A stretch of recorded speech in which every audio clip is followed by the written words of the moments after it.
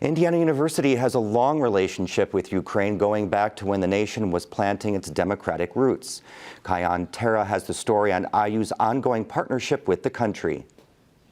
Connections between Indiana University and Ukraine date back to when the country was still a part of the Soviet Union in the early 1990s. Programs between IU and the nation have continued. The most recent began nearly 4 years ago when the U.S. State Department awarded IU a grant of just under $1 million to partner with the National University of Kyiv Mohylo Academy.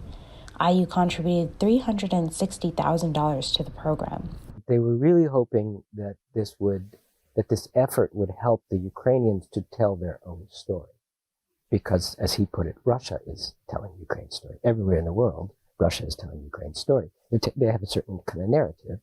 The project was designed to create 3 academic programs with a focus on helping professionalize communication specialists in Ukraine.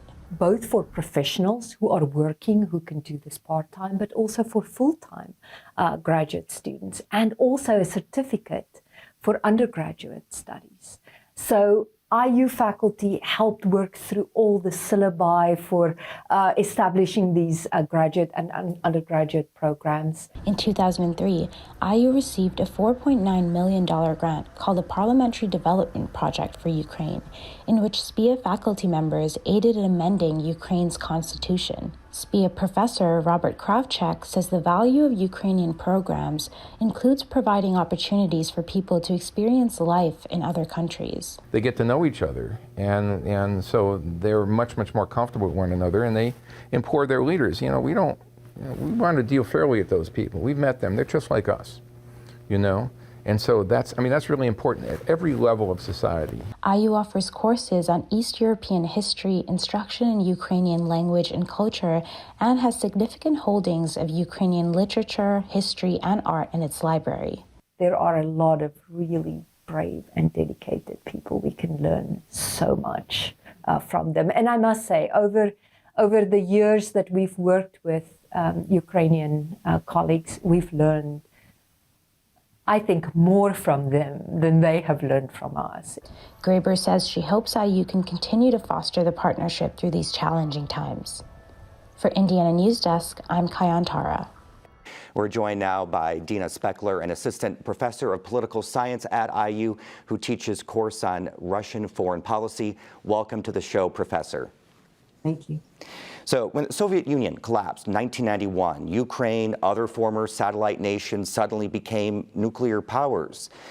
Indiana Governor Richard Lugar helped author a threat reduction program to deal with all these weapons. Can we just start by having you explain the program and what it meant? Yes, it was an extraordinary, far-reaching, and in many ways idealistic program. As you say, when the Soviet Union broke apart, the Soviet Union itself had possessed more than 30,000 nuclear weapons. They suddenly were in the hands of not one, but 4 different sovereign states, not only Russia, but also Kazakhstan, Belarus, and for today, most significantly, Ukraine. And they were not fully accounted for. Even the Russians didn't exactly know how much was where. The Russian economy was in the process of a historic deep nosedive.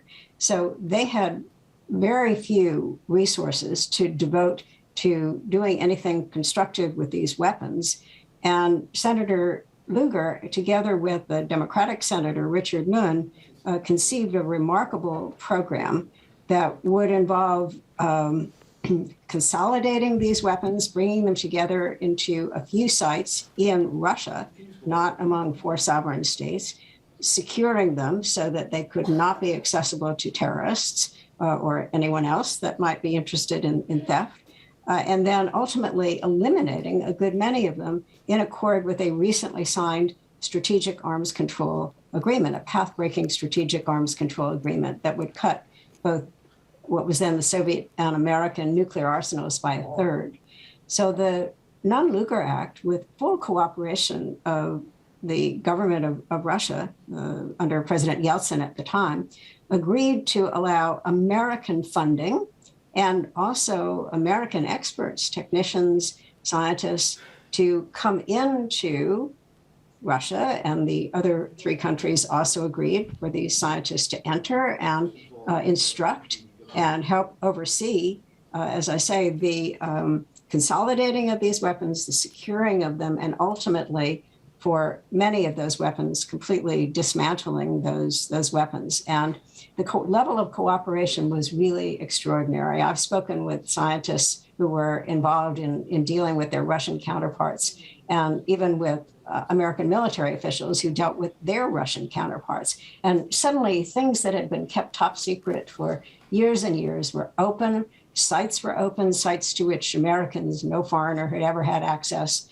were now available. And it was a highly collaborative program to, as I say, make these things secure from terrorists. And for today, what's important, I think, one thing that's important is that really quick, in the process, Ukraine agreed to transfer its nuclear weapons to Russia. Professor, thank you so much for your time. Appreciate it. You're welcome.